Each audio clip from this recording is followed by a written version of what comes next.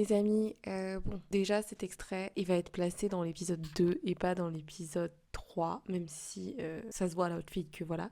C'est juste que j'ai pas eu le temps et surtout en fait j'ai pas eu la lucidité de vous parler avant pour la fin de cette vidéo.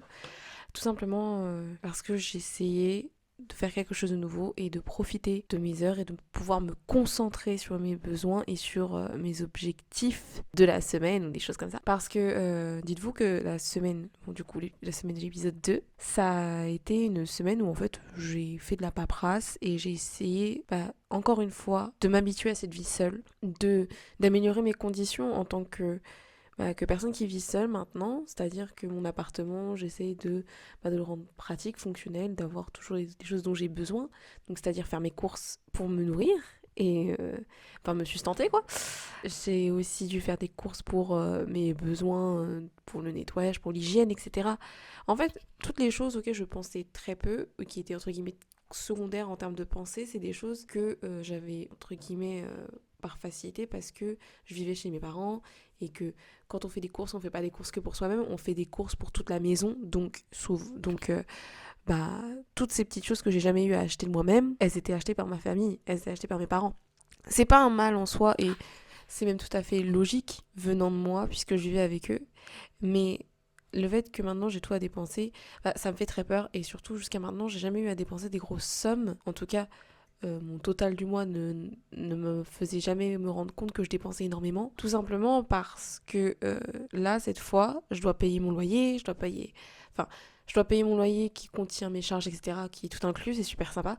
Je dois payer ma nourriture, je dois payer les produits de ménage, les produits d'hygiène. En fait, c'est la notion de paiement, la notion de dépense d'argent. Je sais pourquoi je dépense, je sais dans quelles circonstances, je suis pas folle non plus. Mais ça me... Comment dire? Ça reste dans le côté, imprévu, un peu effrayant, parce que jusqu'à maintenant, j'avais mon confort, j'avais mon cocon, j'avais surtout un contrôle facile, entre guillemets, de mes besoins et de mes dépenses.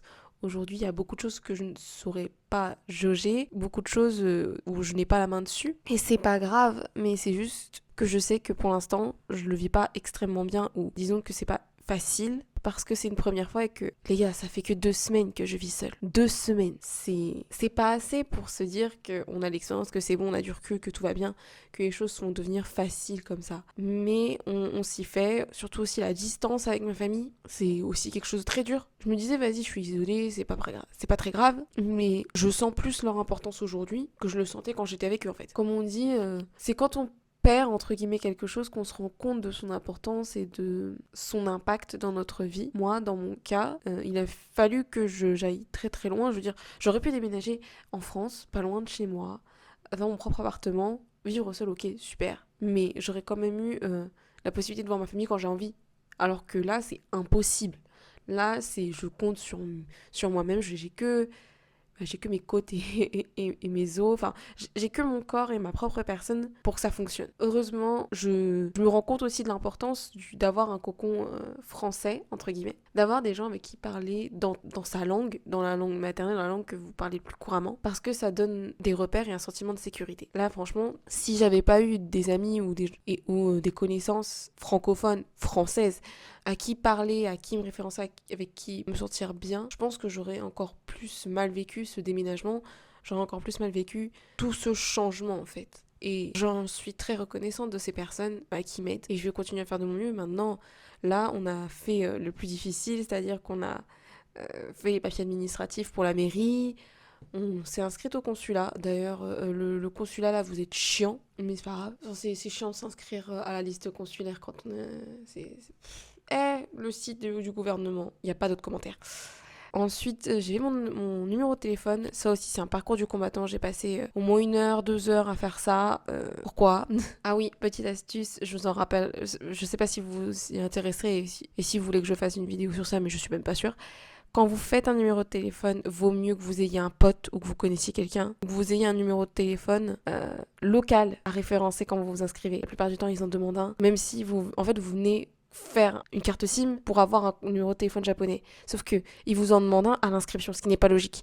Mais dans tous les cas, c'est fait. J'ai eu de la chance, j'ai eu quelqu'un qui a pu me donner le numéro de téléphone rapidement pour me dépanner, et puis j'ai pu rechanger pour mettre le mien, enfin mon nouveau numéro. C'est cool. Mais c'était un parcours du combattant, j'ai jamais passé autant de temps là-bas. Bon, les gens sont gentils, il y a des moyens, ne vous inquiétez pas. Mais oh là là, c'est dur. Bon, je pense qu'on va arrêter la vidéo sur ça. Dans tous les cas, la chose à retenir, c'est je vis des épreuves, on fait face. Passer du je vis avec ma famille à du je vis seule, loin de tout, et je dois compter que sur moi-même, c'est dur, mais on fait avec, on grandit, c'est le moment où on se sent grandir, c'est ça, on se sent devenir adulte. D'ailleurs, c'est pour ça que je dis toujours la vie d'adulte, c'est nul. Et voilà, rien n'est facile et c'est le moment de commencer de nouvelles choses. Bon, je vous laisse avec cette vidéo. J'espère qu'elle vous aura plu parce qu'elle est beaucoup plus contemplative et beaucoup plus, entre guillemets, simple que celle que j'ai fait jusqu'à maintenant parce que quand je vloguais, c'est vrai que je parlais beaucoup et je donnais énormément d'informations. Mais là, en fait, vu que c'est vraiment une vie quotidienne basique que vous pouvez retrouver également dans n'importe quel pays, que ce soit en France ou autre, c'est vrai que c'est un peu bizarre. Mais je ne vois pas ce que je peux vous dire ni vous montrer. Je peux vous montrer que des choses jolies. En fait, la vie au Japon n'est pas extrêmement différente de la vie en France. C'est simplement que l'environnement est tellement différent visuellement et oralement aussi, puisque les gens parlent en japonais, c'est un peu évident, qu'on a l'impression qu'on est dans un autre monde, mais en fait, les problématiques de la vie sont les mêmes. Dans le sens où tu penses à tes factures, tu penses à ton loyer, tu penses à ta nourriture, tu penses à ta survie et à trouver un boulot. D'ailleurs, c'est mon objectif de la semaine numéro 3 ou en tout cas des semaines à venir. Je dis pas forcément que la semaine numéro 3 parce que, enfin bref, ce serait trop rapide et trop facile. La vie n'est pas facile. Trouver un baito, à ce qui paraît, c'est pas compliqué. Mais pour mes objectifs à moi, ça va pas être en une journée. Allez, je vous laisse pour cet épisode et je vous retrouve la semaine prochaine. N'oubliez pas de liker, de commenter, de partager cette vidéo, de me suivre sur les réseaux sociaux. Instagram, c'est cool, je fais des stories assez souvent, donc vous voyez un peu plus facilement ce qui se passe dans ma vie. Et aussi, suivez cette chaîne YouTube. Comme d'habitude, je vais continuer à faire de mon mieux pour faire de nouveaux épisodes pour cette nouvelle série Experiencing Japan. Toutes les semaines, on va faire de notre mieux. On va travailler dur. Allez, je vous fais des bisous. À la prochaine!